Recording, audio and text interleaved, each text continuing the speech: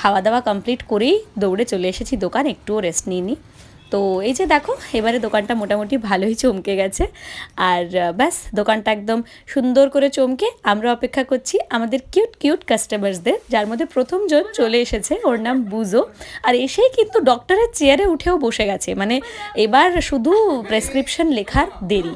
তো দেখতে পাচ্ছ চশমা পরে কী কিউট লাগছে ওকে। আর এই যে চলে এসছে আমাদের দ্বিতীয় কাস্টমার, ওর নাম হচ্ছে রোজি। ও কিন্তু ভীষণ মিষ্টি একটা বিগল। এই যে আরেকজন, ওর নাম হচ্ছে সিম্বু, একটা ভীষণ মিষ্টি কালচার পম, আর অনেক দিন ধরেই আমাদের দোকানে আসে। আর এরপর তোমাদেরকে দেখা করিয়ে দিই ওর সঙ্গে, ওর নাম হচ্ছে রকি, আর ও কিন্তু একদম একটা সিনিয়র ডগ, ও অনেক দিন ধরে আমাদের দোকানে আসে।